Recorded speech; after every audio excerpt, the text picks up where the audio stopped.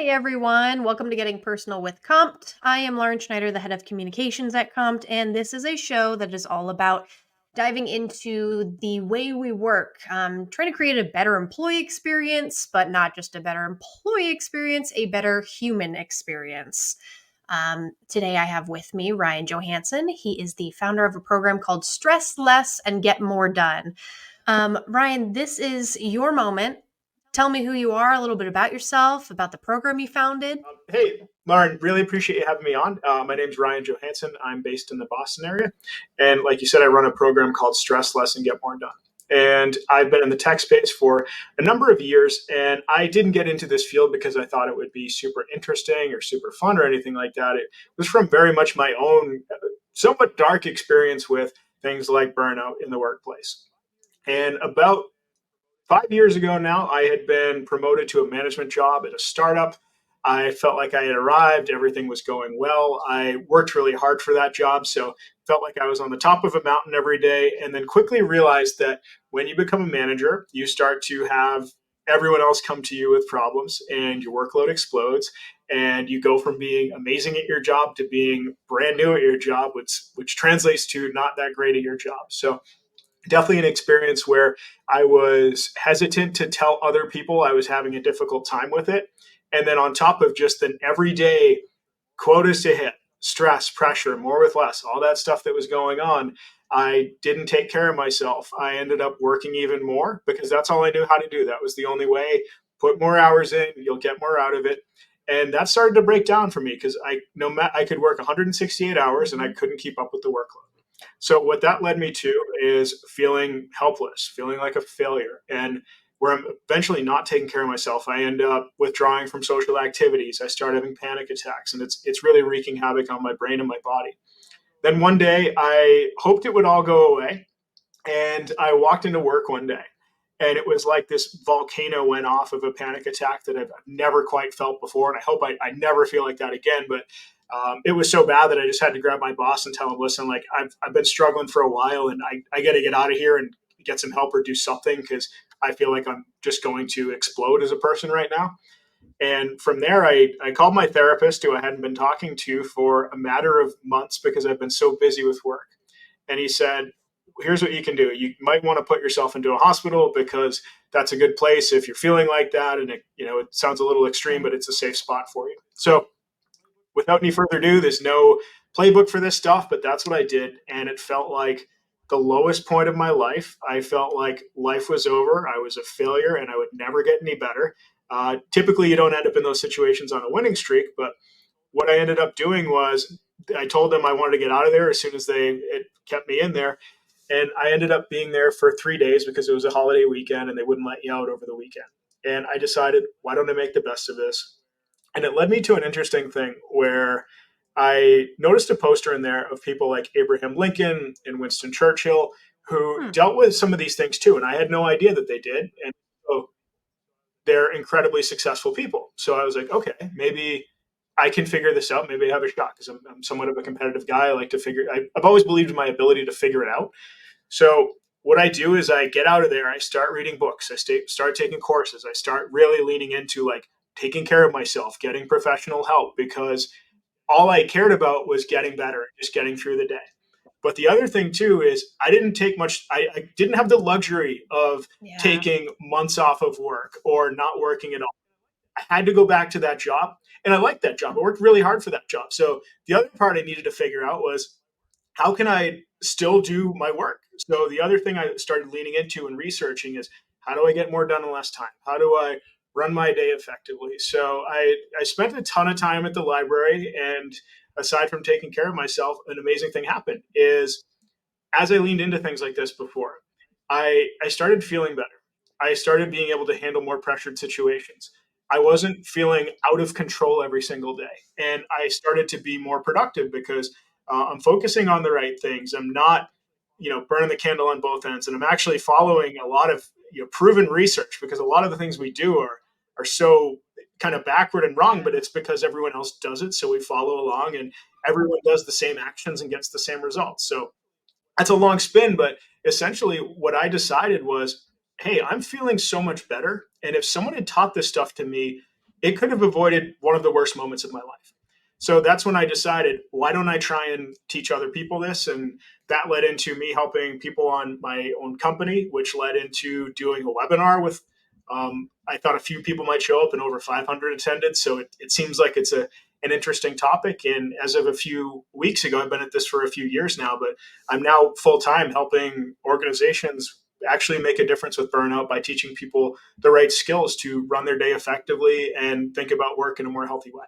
Yeah, you just sharing that I know resonates with me and likely so many other people because there are so many people, not even just this time of Oh yeah. year, but like throughout the year, post COVID, even pre COVID, like just all of a career can be just this hyper productivity and you work you live to work, you don't work to live, if that makes sense.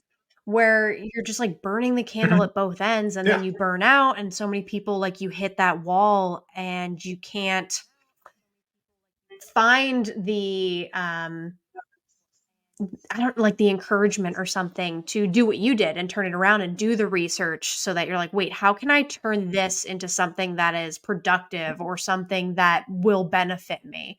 So I wanted to ask you, like, because we see Yeah. this almost like glorification of like hyper productivity in the workplace, and based on your personal experience and everything that you've learned through all of this, like, are what are the most common pitfalls of that kind of mindset? I mean, obviously there's burnout and things like that, but like, how can you recognize those signs or those red flags long before you hit that breaking point because you want to be able to like anticipate this or at least course correct, right? So it's a complex issue, and there's a lot of different factors at play, and I'll try and spin through a few of them.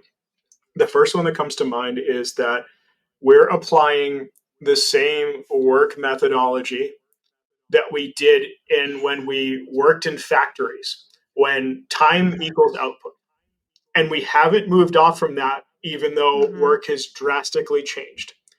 I think you have leaders that just for a lack of a better understanding or this is how it's always been done, look to they can only take that limited view of time equals results.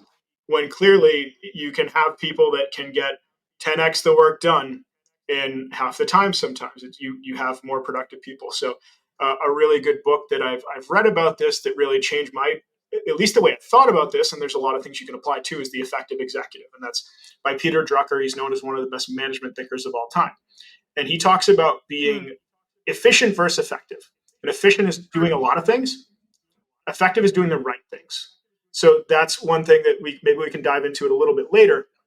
But on the other part, so like number one, the way we work is just horrendously broken. And then also the other part of you have to be, or we're expected either by, and it's usually just ourselves that think because no one's ever made this agreement or this is something that just kind of happened that we should be available, Yeah. plugged into the system at all times.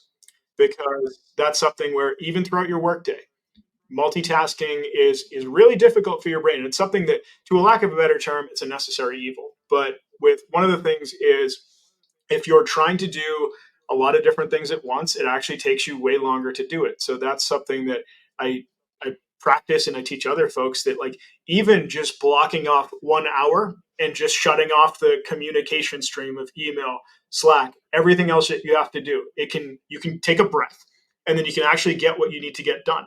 And when you do that, you tend to feel a lot better. And then that gives you more motivation to get through the day. So like simple changes like that make a difference. And then I think the last thing is that obviously the stigma still exists. And I talk about this for a living, but it's still something I get fairly uncomfortable with.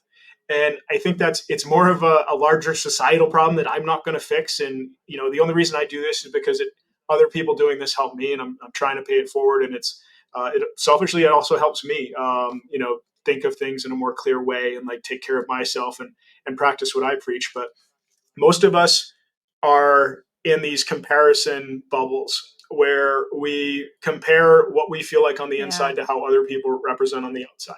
and we're afraid to share things vulnerably, and probably for good reason. It might not feel comfortable, but when I realized and started sharing about this stuff, I realized that it is so common. 1 in 4 people deal with something like this, and if it's not you, it's other people. So to sum up those three big ones that I see is we're still running work like we did in factories in the 1800s. Number two, we're always plugged in 24/7, and that's actually diminishing our capability to get good work done. And then number three is just some of this societal issues, which I don't think I'm going to fix, but it's, I think we're getting there. And this happened to me before COVID, and nobody really talked about this stuff. So it selfishly for me, like, just it made me a little bit more comfortable now that people talk about this stuff. Totally understand that. I want to double click on something you had mentioned, effective versus efficient. Tell me more about Yeah. that. So that it's a huge point because and I think this is leading to burnout, and I think it's to companies not getting very good results. And you're trying to do everything. There's no lens of what's important. So employees, leaders, everyone on down the line struggles with, where should I focus my time? Because there's so many different opportunities to chase. And what happens because of that is you end up doing all these little things in different directions, and you're kind of doing a few different things, but you're not really completing much.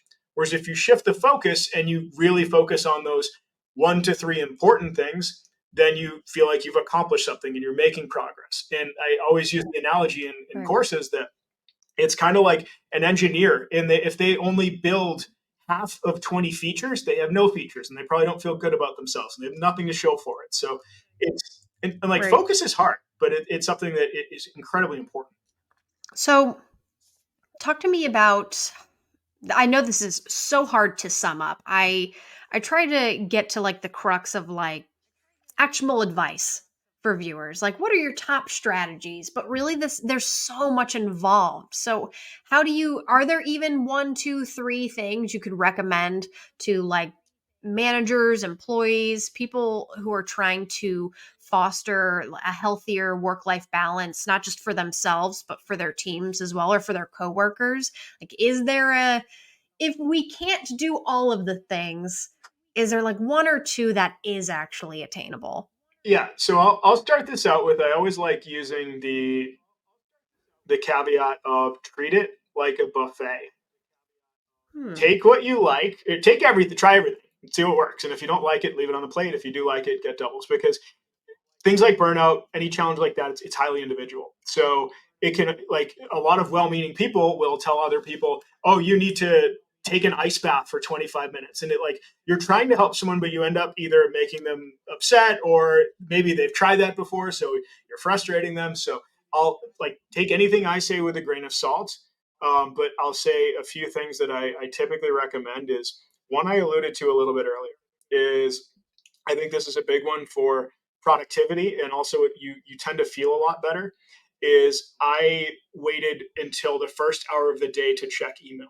So what I would do is, the night before, I also had this shutdown routine, because a lot of us work from home and work would bleed into Yeah. life.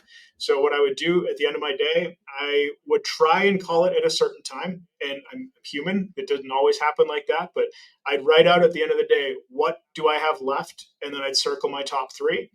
And what that did was, it gave me a little bit of space so I could shut work off. And the brain hates those open loops where you're thinking about that meeting you had when you're watching TV or something, and that just dominates space in your brain. So, like, number one, that gives you a little bit of removal from work environmentally. The second benefit of that is, instead of hopping on email, where I used to open it up as soon as I opened my eyes, where I would get bad news, or I would get distracted, or I would just, be miserable before I even got out of bed. So instead, by doing those top 1 to 3 things, I felt accomplished. I actually made progress on things I had to do. And it made me feel a little bit more confident going into the day. They're like, okay, I made a difference. The rest of the day can go to hell, and oftentimes it might. But I at least had something to show for it. And my to do list wasn't just incrementally growing. And that's another thing where, like, you feel, it's another burnout thing where, like, the more helpless you feel and out of control you feel, it can be really difficult. Number two that I would say is a huge difference.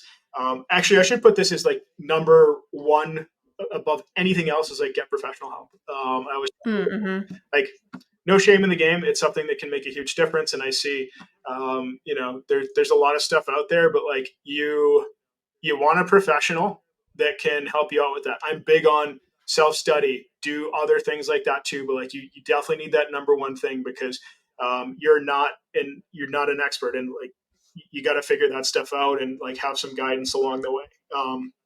And then so the other thing that I'd say is really helpful is just writing what you have to do down or writing like your difficult thoughts out, because like that's the whole point of that is you're bringing objectivity to a situation, whether it's our workload or a difficult thing that you're going through in life. Simply by using objectivity, whether by writing down what's going on or coming up, there's all sorts of frameworks you can Yeah. use, but that's been very powerful for me to like test are my thoughts really that realistic, because your brain can distort things in a matter of different ways. So that's something a good therapist that can help you with, but I think there's a lot of good things you can do there. And then as far as like increasing like the human part of work, which I think is very important, is just like give people a break, and like have some empathy for other people. And that's another thing where like that always starts with working on yourself, because you can't expect Yeah. the whole world to completely go to you. So one of the big things that I run through my programs and I like had to spend a ton of time on is just learning how to communicate better, because a lot of conflicts are just communication problems.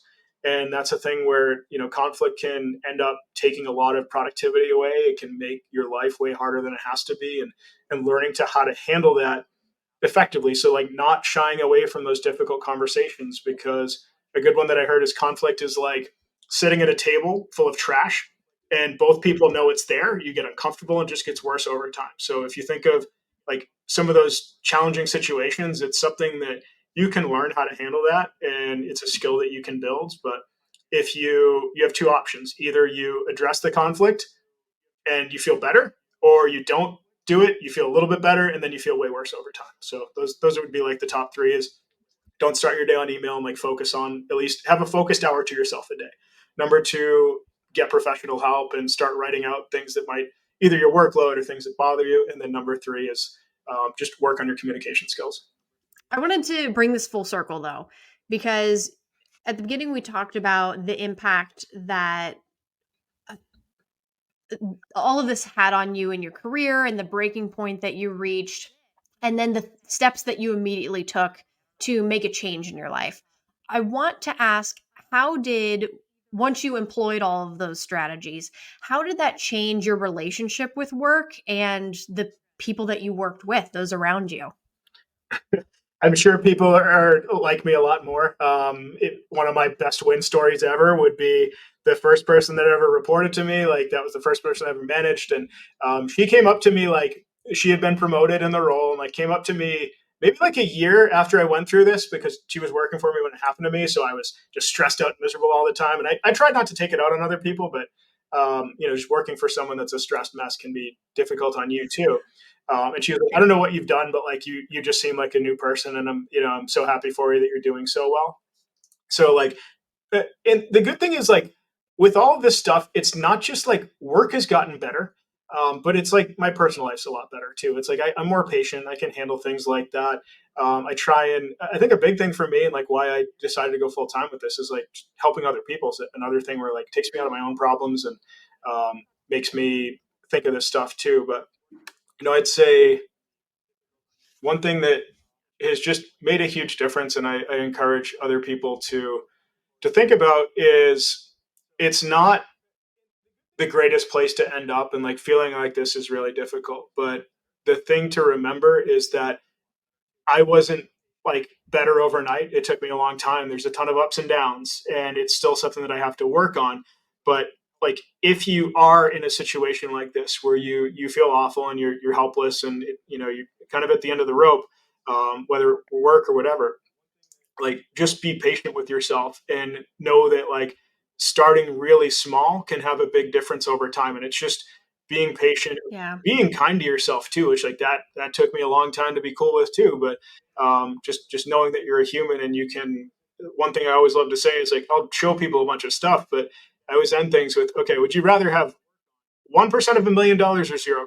So like any progress you make is a step in the right direction. So that like whole I need to be perfect thing is something that like I've tried to abandon and just focus on like, you know, doing my best, even though I like kind of hold a high standard. But I'd say Yeah.